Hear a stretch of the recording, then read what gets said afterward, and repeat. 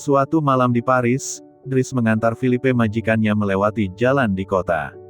Saat menunggu di lampu merah, Dries merasakan terlalu membosankan, lalu Dries menerobos, dan mengemudi dengan cukup cepat, menghindari mobil lain dan tidak mempedulikan rambu lalu lintas. Aksinya itu membuat polisi mengejarnya.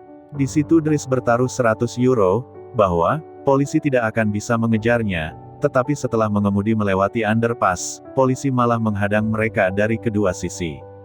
Dries terlihat tidak terlalu khawatir, dan dia malah menaikkan taruhannya menjadi 200 euro, bahwa polisi tidak akan menangkap mereka. Dries keluar dari mobil, dan dia mulai berlagak melawan untuk menjelaskan ke polisi, kalau mereka harus buru-buru pergi ke rumah sakit, untuk mengantar majikannya yang sakit. Para polisi menemukan kursi roda di bagasi belakang mobil, dan ketika polisi mendekati Philippe, mereka melihatnya kejang-kejang, sebenarnya itu hanya akting Philippe saja.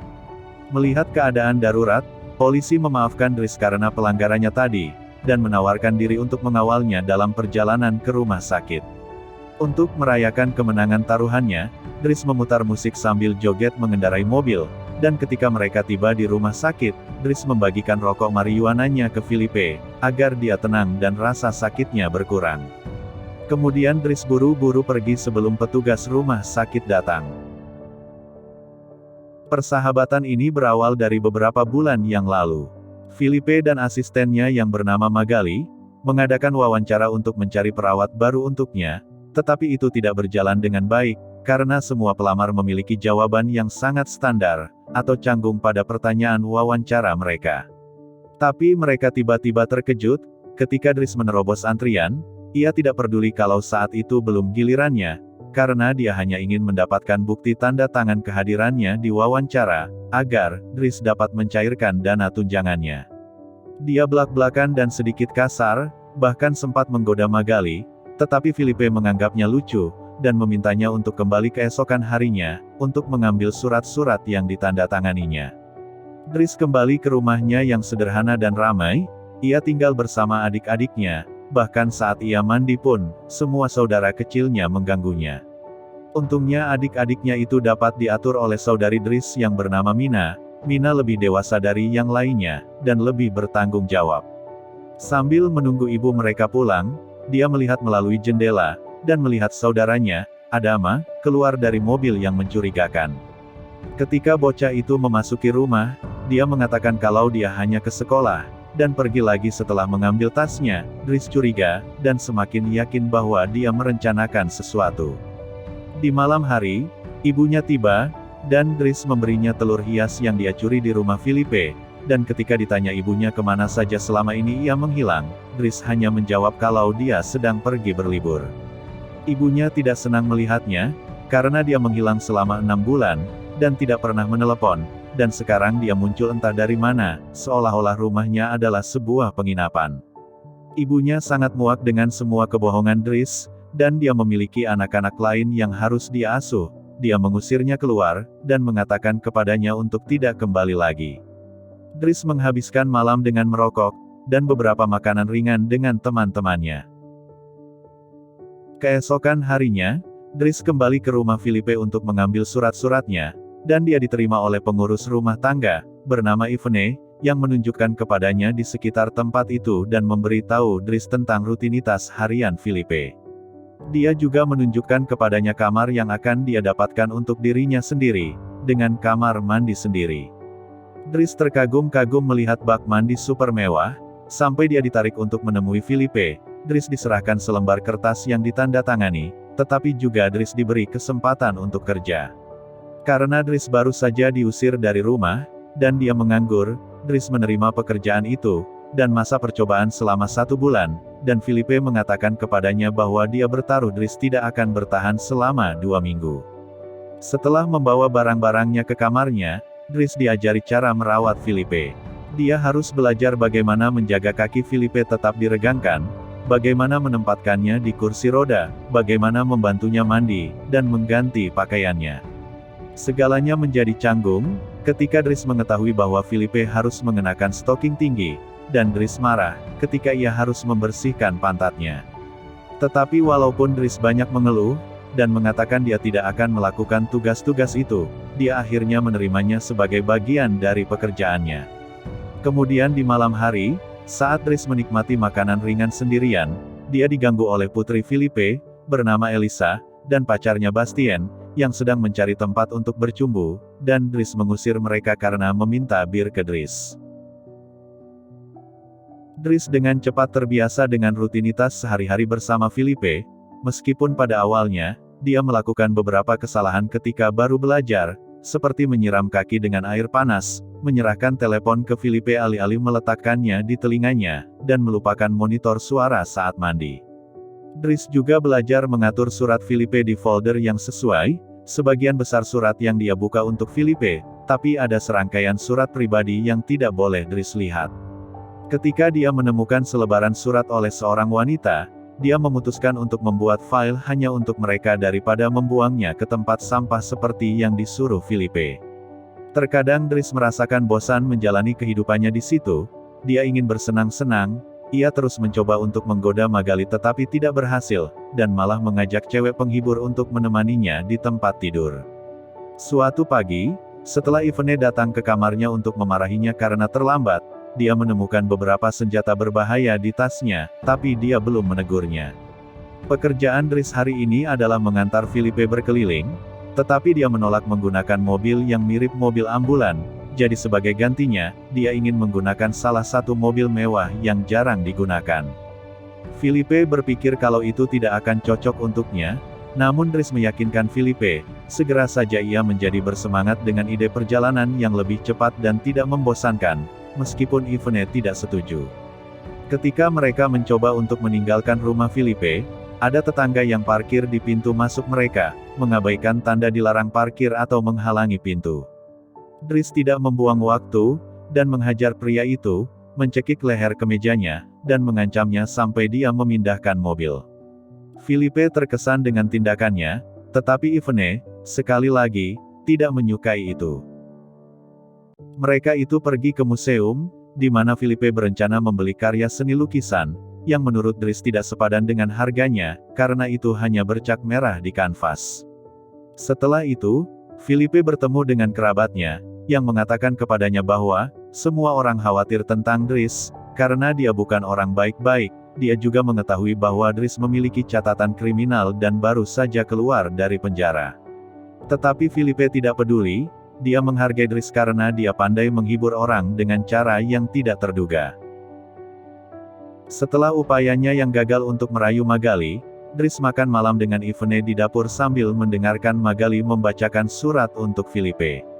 Ternyata itu adalah percakapan pribadi. Yvonne mematikan monitor suara dan melanjutkan untuk menjelaskan kepada Dries. Philippe memiliki hubungan dekat dengan seorang wanita bernama Eleonor. Itu adalah surat yang tidak dia izinkan untuk Dries buka. Tapi dia belum pernah bertemu Eleonor secara langsung. Hubungan mereka hanya sebatas surat menyurat saja. Berbicara tentang cinta, Dries menggoda Yvonne karena ia selalu memberikan perhatian ke tukang kebun. Saat waktunya tidur, Dries mencoba untuk tidur, tetapi dia mendengar ada suara aneh datang dari monitor suara. Philippe mengalami kesulitan bernapas. Dries mencoba untuk tidak mempedulikannya tetapi tidak bisa. Dries pergi ke kamar Philippe, dan dengan lembut membimbingnya dengan kata-kata yang menenangkannya, dan kain basah untuk mengelap wajahnya. Philippe akhirnya tertidur, tetapi terbangun lagi beberapa saat kemudian. Ia mengatakan kalau dia membutuhkan udara. Kali ini Dries tidak ragu-ragu, dia meletakkan Philippe di kursi roda, menutupinya dengan selimut, dan membawanya jalan-jalan di tepi sungai. Ini pertama kalinya Philippe melihat Paris di malam hari dalam waktu yang lama, dan sekarang dia lebih santai. Dia menjelaskan kepada Dries bahwa, obat yang ia konsumsi terkadang menyebabkan efek samping, yang membuatnya mengalami rasa sakit. Ketika mereka melihat beberapa gadis lewat, Philippe juga mengaku dia tidak mampu menyenangkan seorang wanita karena kondisinya, tapi dia masih bisa menikmati kepuasan, ketika telinganya dipijat karena itu adalah zona sensitifnya. Ketika rasa sakit itu muncul lagi, Dries membagikan rokok marijuananya dengan Philippe. Philippe yang awalnya ragu tetapi akhirnya menyukainya. Setelah itu, mereka pergi ke restoran, di mana mereka bercanda sambil berbagi makanan, dan Filipe memutuskan untuk menceritakan lebih banyak kisahnya. Dia bertemu dengan istrinya ketika mereka masih kuliah, dan tak lama setelah mereka menikah, istrinya mengalami 5 kali keguguran, dan meninggal karena mengalami pendarahan yang hebat. Saat itulah ia mengadopsi Elisa. Filipe selalu menyukai kompetisi, olahraga ekstrim, dan kecepatan, ketika seorang paraglider menawarinya berparalayang. Saat sedang berparalayang, cuaca buruk datang yang menyebabkan dia jatuh, dan mematahkan tulang punggungnya.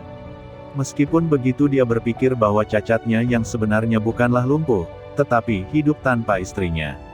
Setelah sekian lama bercanda, Filipe mengingat tanggal, dan menyadari bahwa Dries telah lulus uji coba 1 bulan, jadi dia sekarang resmi dipekerjakan.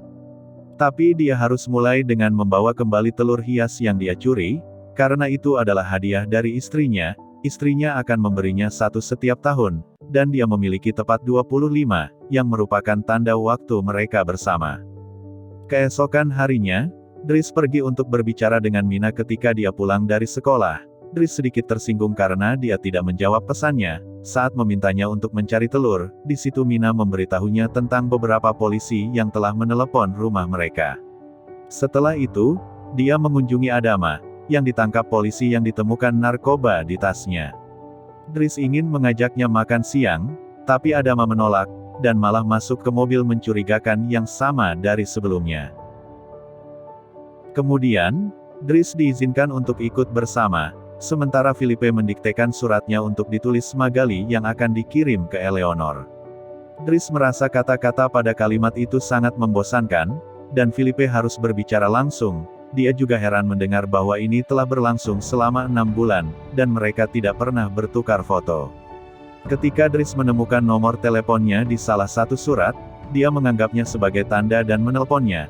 Dries memberikan ke Filipe untuk berbicara di telepon, dan akhirnya mereka mengobrol di luar kata-kata yang ditulis. Percakapan mereka berjalan sangat baik, Filipe sekarang berbicara dengannya di telepon sepanjang waktu.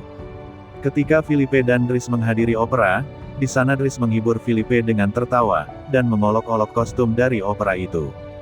Keesokan harinya, Dries meyakinkan Filipe untuk menerima pertukaran foto dengan Eleanor, dan memilih salah satu dari foto Filipe dengan kursi roda.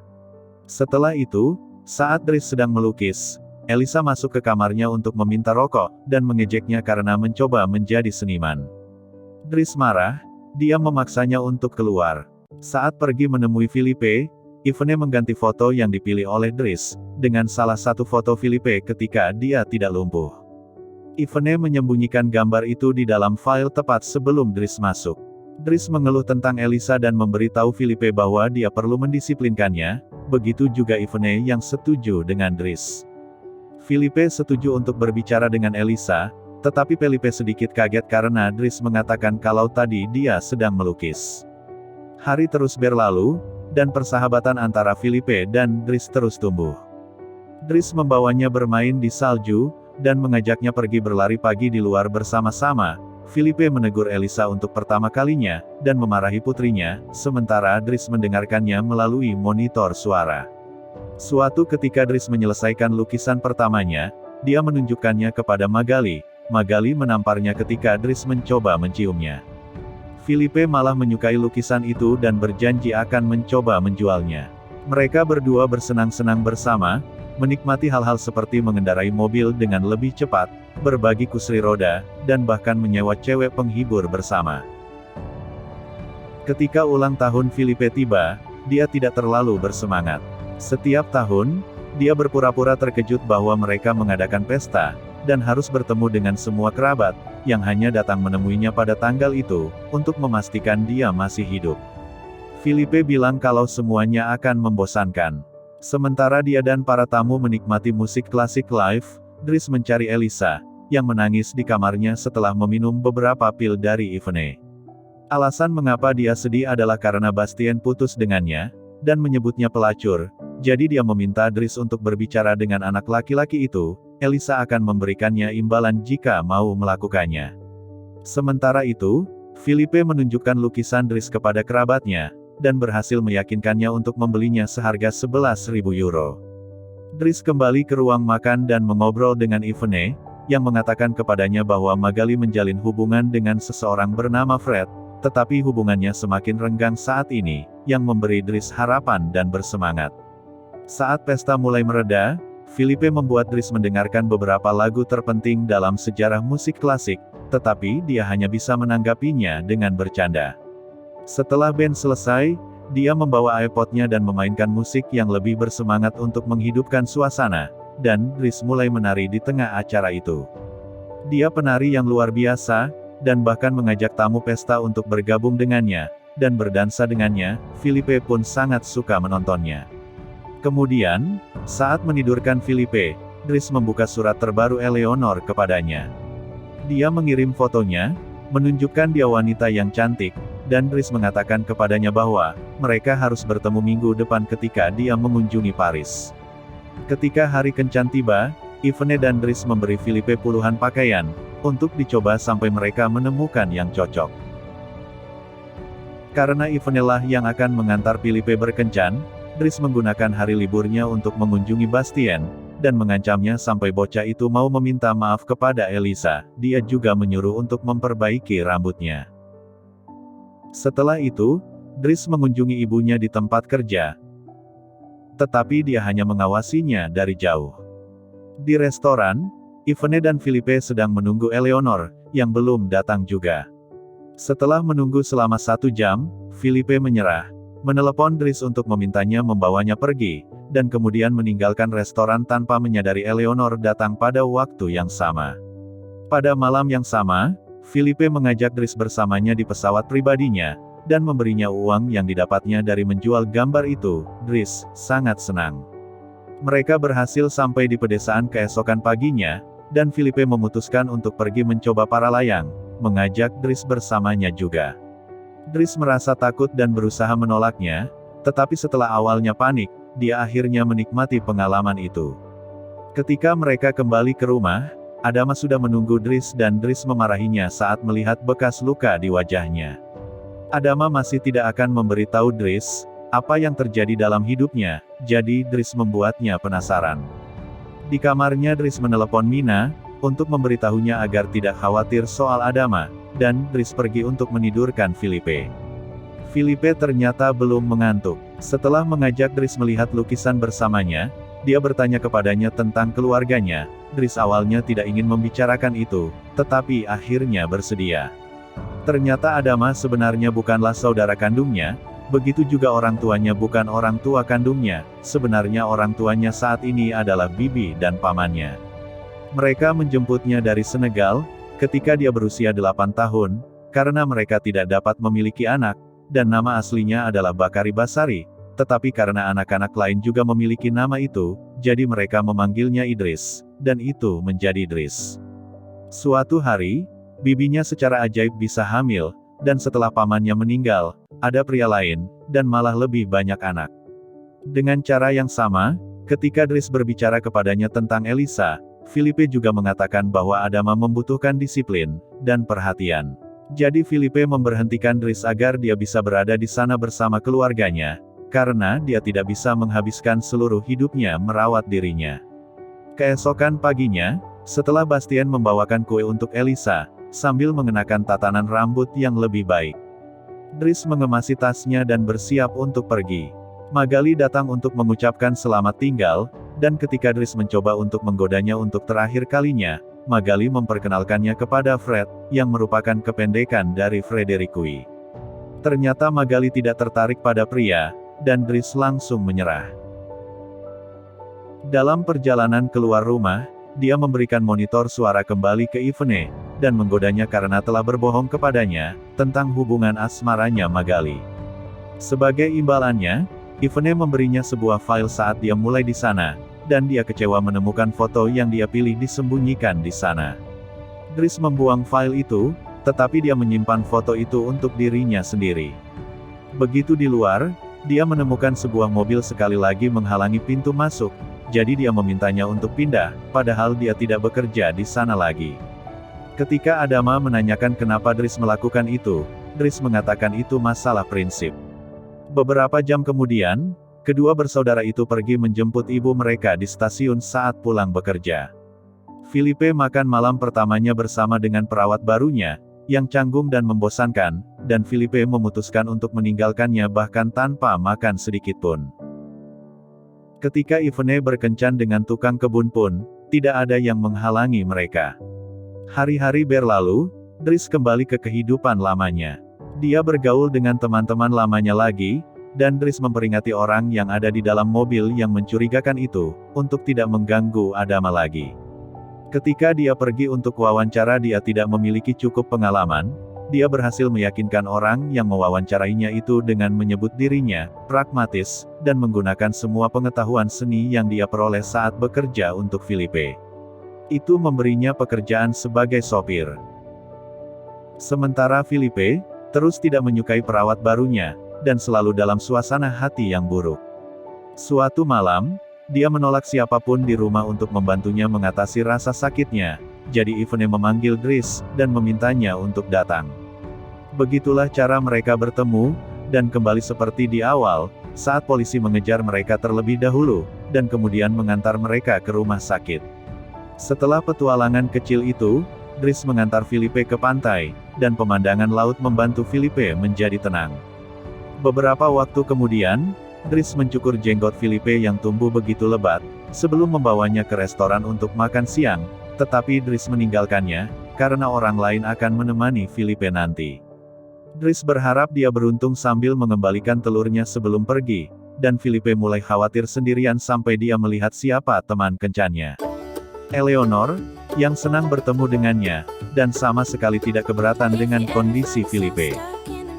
Pangeran Filipe Pozzo di Borgo, yang sebenarnya sekarang tinggal di Maroko, dia telah menikah lagi, dan memiliki 2 anak perempuan. Dries yang sebenarnya bernama Abdel Yasmin Selu, ini memiliki usaha sendiri, dan juga sudah berkeluarga dengan 3 orang anak. Kedua pria itu terus menjadi teman yang sangat dekat, hingga saat ini.